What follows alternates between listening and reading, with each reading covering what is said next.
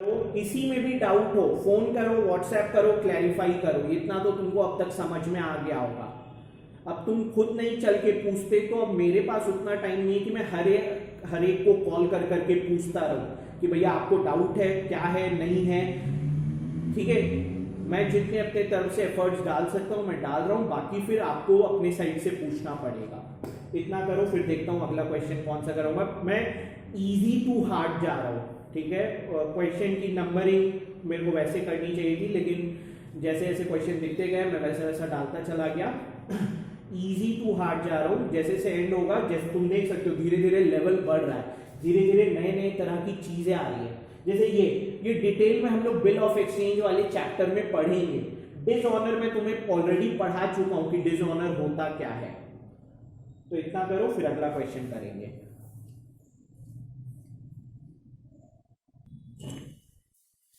अगले क्वेश्चन पे बढ़ते हैं। Question number 6। On checking Ram's cash book with the bank statement of his overdraft current account for the month of November 2014 you find the following। वो बोल रहे हैं जब कैश बुक को बैंक स्टेटमेंट यानी पासबुक से कंपेयर किए for the month of November, तो ये सारे डिफरेंसेस पाए गए हैं। Cash book showed an overdraft of 16,200। So मेरे को बैलेंस एज पर कैश बुक गिवन है और ओवरड्राफ्ट दिया हुआ है। ओवरड्राफ्ट यानी अनफेवरेबल ओवरड्राफ्ट, तुम उसको अनफेवरेबल भी बोल सकते हो, नहीं तो देने वाला ऐसे भी बोल सकता है क्रेडिट बैलेंस एज पर कैश बुक। उसके पास बहुत सारे ऑप्शन है। तुम अगर सभी ऑप्शंस को नहीं ध्यान दोगे तो तुम्हें 1-1 मार्क्स में बहुत दिक्कत आने वाला है। अभी तो क्या है कि तुम 1-1 मार्क्स चीट कर ले रहे हो, बट बिलीव माय वर्ड्स, तुम बोर्ड्स में ना हिल भी नहीं पाओगे। तुम अगर सोचोगे भी ना उस दिन चीट करने का, एक तो बहुत ज्यादा डिस्टेंस होगा। ठीक है, एक एक बच्चे में 3-3, 4-4 फुट का डिस्टेंस होगा। तुम्हारी हिम्मत नहीं होगी चीट करने की और सामने वाले की भी हिम्मत नहीं होगी बताने की। और बोर्ड्स वाले दिन तुम किसके भरोसे जाओगे? करके तुम्हें अपने भरोसे ही जाना है। तो अभी से इन सब चीजों पे ध्यान दो। 1-1 मार्क्स सबसे इंपॉर्टेंट है। तो क्योंकि कैश बुक गिवन है तो पासबुक पे टिक हो जाएगा। The payment side of cash book undercast by 500, नया चीज। लास्ट क्लास में मैंने तुम्हें रिसिप्ट साइड का बताया था। मैं फिर से एक बार रिवीजन कराता हूं कि लास्ट क्लास में मैंने क्या बताया था। कैश बुक, पासबुक, मैंने तुम्हें कहा था रिसिप्ट साइड में जैसे ओवर बोला तो ऊपर, अंडर बोला तो नीचे। तो receipt side cash book overcast, ऐसे चला गया। Receipt side cash book undercast, receipt side passbook overcast, receipt side passbook undercast. तो कोई भी बुक हो रिसिप्ट साइड में ओवर यानी ऊपर, अंडर यानी नीचे, लेकिन पेमेंट साइड में उल्टा होगा। अगर पेमेंट साइड बोल रहा है ओवर तो नीचे, और अगर बोल रहा है पेमेंट साइड अंडर कास्ट तो ऊपर। पेमेंट साइड में उल्टा चलेगा। Cash book, passbook, cash book payment side overcast, cash book payment side undercast, passbook payment side overcast, passbook payment side undercast. Book कोई सा भी हो उससे फर्क नहीं पड़ता है। पेमेंट साइड अगर बोल रहा है तो उल्टा चलेगा। ओवर यानी नीचे, अंडर यानी ऊपर। अब जिस भी बुक का बोला होगा उस बुक के अकॉर्डिंग तुम हाथ को ऊपर नीचे कर देना। Cash book, passbook, payment side cash book बोला है अंडर कास्ट, तो कैश बुक है यानी ये वाला हाथ हिलेगा, ये हाथ तो स्टिल रहेगा। सो कैश बुक का पेमेंट साइड अंडर कास्ट है, तो पेमेंट साइड है यानी रूल उल्टा चलता है। अंडर कास्ट बोला है यानी ऊपर। बस, तो ये ज्यादा ये कम।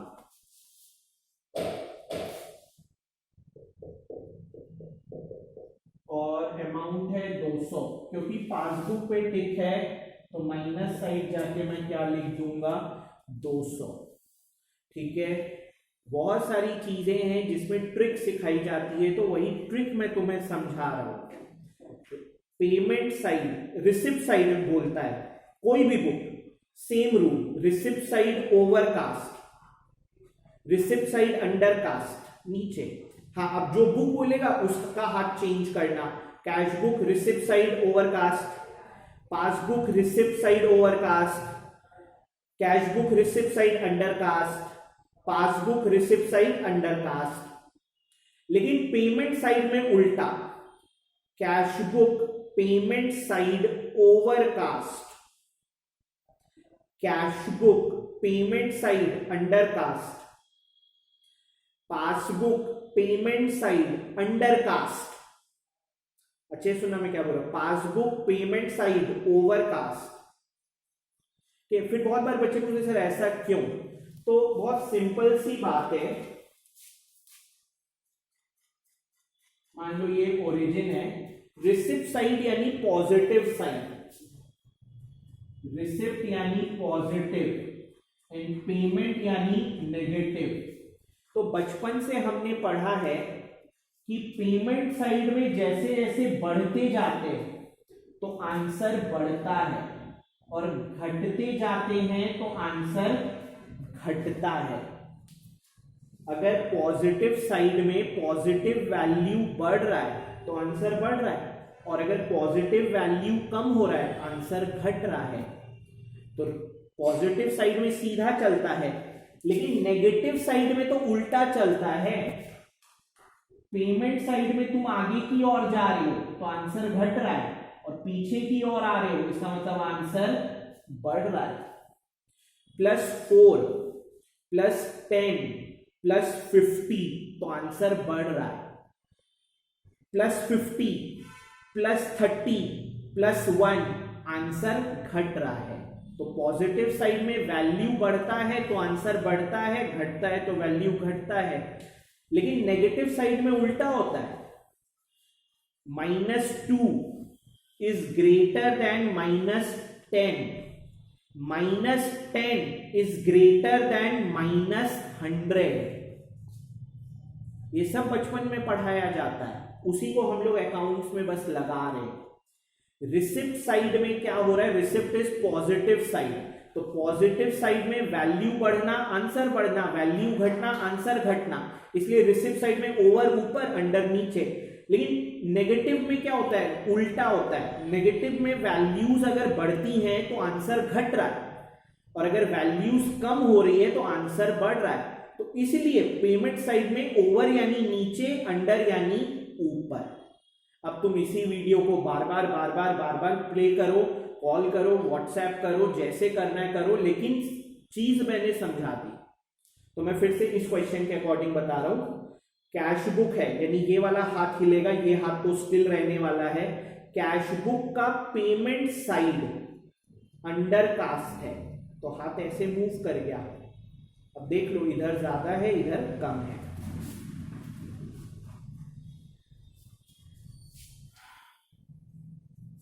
जैसे जैसे हम आगे बढ़ेंगे क्वेश्चन का लेवल बढ़ेगा। एंड प्लीज ये रट मत लेना कि इधर लिख देना, एग्जामिनर के पास बहुत तरीके हैं, ठीक है। ऐसे करके 8 तरीकों से क्वेश्चन बनाया जा सकता है, 8 तरीकों से, 8 वेज। तो तुम ये मत सोच लेना कि ये तुम रट के चल गए और यही क्वेश्चन एग्जाम हॉल में आ गया और हम लिख दिए, ठीक है। यहाँ रट नहीं सकते, ये प्रैक्टिकल पेपर है, ये कोई थ्योरी का पेपर नहीं कि रट के चल गए। A check of 13,600 drawn on saving account has been wrongly recorded as drawn on current account in cash book. BRS business का बन रहा है, तो I'm only concerned with current account. I'm not concerned with owner's personal account. तो अब कहानी क्या है, 13,600 का एक चेक ड्रॉ हुआ है, यानी चेक काटा गया है सेविंग अकाउंट में, लेकिन गलती से हमने कैश बुक में वो दिखा दिया है करेंट अकाउंट में, और हमें मतलब है करेंट अकाउंट से। तो 13,600 का चेक है, गलती से आपने कैश बुक में वो दिखा दिया है कि वो चेक करेंट अकाउंट से कटा है, तो आपने तो गलती से कैश बुक में बैंक बैलेंस कम कर दिया बिजनेस का, लेकिन एक्चुअल में तो वो चेक सेविंग अकाउंट का था। तो बैंक में वो जब चेक निकला होगा तो वो तो सेविंग अकाउंट से पैसा निकला होगा, करेंट अकाउंट से तो पैसा निकला ही नहीं है। तो बैंक वालों के अकॉर्डिंग आपका पासबुक का करेंट अकाउंट का bank balance as it is है, ये ज्यादा ये कम ज्यादा 13,600 था शायद, पासबुक में टिक है प्लस साइड जाके, हाँ 13,600। मैं फिर से रिपीट करता हूं, I am only concern with current account, क्योंकि हम बिजनेस का सब कुछ कर रहे हैं, हम ओनर का नहीं कर रहे। तो आपने 13,600 का चेक काटा है सेविंग अकाउंट का, तो आपको कैशबुक में सेविंग अकाउंट में दिखाना चाहिए था, यानी आपका जो अपना पर्सनल बनता। पासबुक में भी सेविंग अकाउंट से पैसा कटा होगा, करेंट अकाउंट से तो पैसा निकला नहीं है, लेकिन जब आप उसको लिखने गए तो गलती से आपने करेंट अकाउंट में लिख दिया कैशबुक में। तो कैशबुक में बिजनेस का बैंक अकाउंट का बैंक बैलेंस कम हो गया, बट एक्चुअल में नहीं हुआ है। एक्चुअल में तो वो तो सेविंग अकाउंट से निकला है, तो पासबुक के अकॉर्डिंग करेंट अकाउंट का bank balance as it is है, तो यहां ज्यादा है यहां कम है। ठीक है, ये सब अब धीरे धीरे टफ होते जा रहे हो, ये सब टिपिकल है, यानी ये सब आपको बहुत रेयर मिलने वाले हैं। अब ये कोई टिपिकल नहीं है। चेक अमाउंटिंग टू 18,800 ड्रॉन यानी issued and entered on the cash book had not been presented. तो cheque drawn issued but not presented for payment. तो जैसे ही हमने चेक काटा, हमने कैश बुक में बैंक बैलेंस कम कर दिया, क्योंकि वो अभी तक प्रेजेंट हुआ ही नहीं है, तो पासबुक के अकॉर्डिंग अभी भी बैंक बैलेंस ज्यादा है, तो यहाँ पे पैसा कटा ही नहीं है।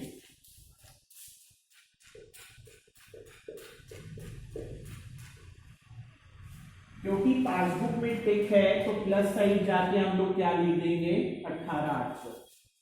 ठीक है, मैं आपको तरीका सिखा सकता हूं, मैं आपको क्वेश्चन प्रैक्टिस करवा सकता हूं, लेकिन अगर आप मेरे से उम्मीद करिएगा कि सर रटवा दीजिए, तो फिर आप गलत जगह आए।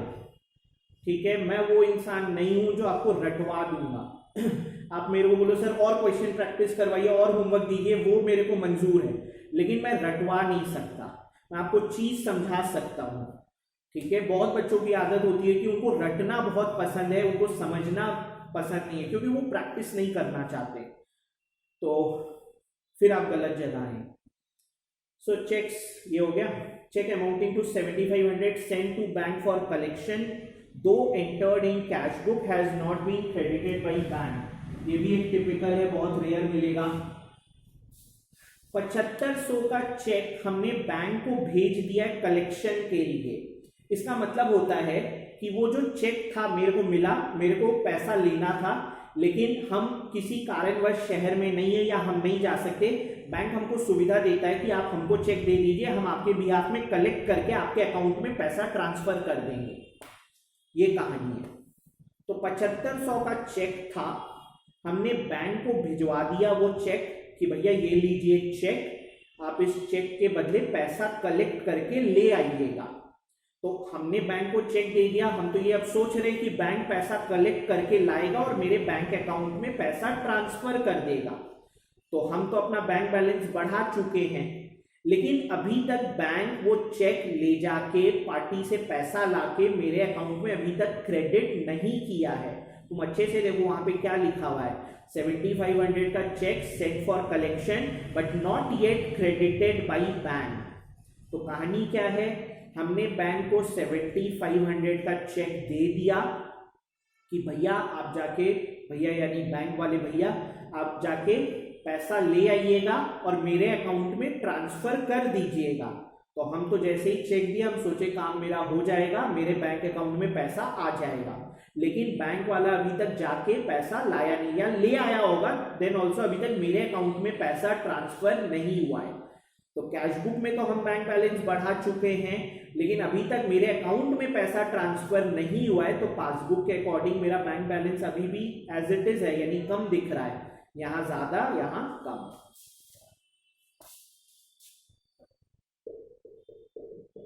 7,500 क्योंकि पासबुक पे टिक है, ठीक है। मैं फिर से रिपीट कर देता हूं, चेक सेंड फॉर कलेक्शन या बिल सेंड फॉर कलेक्शन, तुमको चेक की जगह बिल दे सकता है।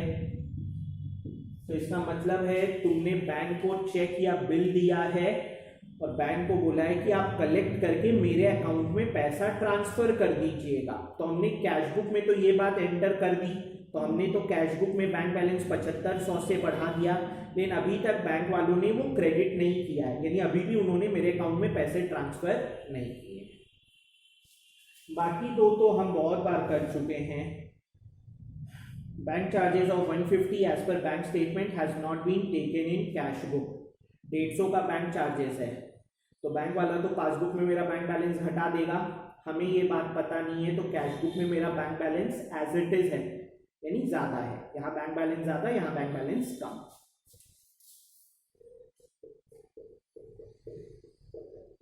क्योंकि पासबुक में टिक है, ठीक है। और आखिरी है डिविडेंड कलेक्टेड का, तो डिविडेंड वाला भी, डिविडेंड कलेक्टेड या इंटरेस्ट ऑन इन्वेस्टमेंट कलेक्टेड 2-3 बार हम कर चुके हैं ये सब। 420 dividend of 420 had been paid directly into the bank, not entered in cash book. तो dividend collected, interest on investment collected, इसका ये मतलब नहीं है बैंक आपसे कलेक्ट कर रहा है, बैंक आपके बिहाफ में कलेक्ट करता है और आपके बैंक अकाउंट में वो पैसा ट्रांसफर कर देता है। ये सब टिपिकल नेचर वाले, और इन्हीं में सबसे ज्यादा लोग गलती करते हैं। वो ये सोचते हैं कि बैंक हमसे ले रहा और मेरे बैंक अकाउंट से पैसा घटा दे रहा है, ऐसा नहीं है। बैंक आपके बिहाफ में कलेक्ट कर रहा है डायरेक्टली आपके बैंक अकाउंट में, वो पैसा आ रहा है, तो बैंक वाला पासबुक में आपका बैंक बैलेंस बढ़ा दे रहा है। You are not aware of this, तो कैश बुक के अकॉर्डिंग अभी भी आपका bank balance as it is है।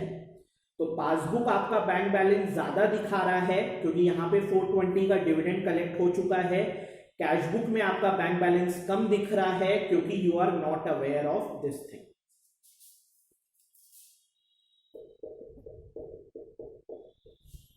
क्योंकि पासबुक में टिक है तो प्लस साइड जाके हम लोग क्या लिखेंगे, 420। रेस्ट आप बैलेंस कर लेना, बैलेंस करना मैं ऑलरेडी बता चुका हूं, ठीक है। बैलेंस आप कर लेना, फिर एक क्वेश्चन और करेंगे फिर नेक्स्ट क्लास में।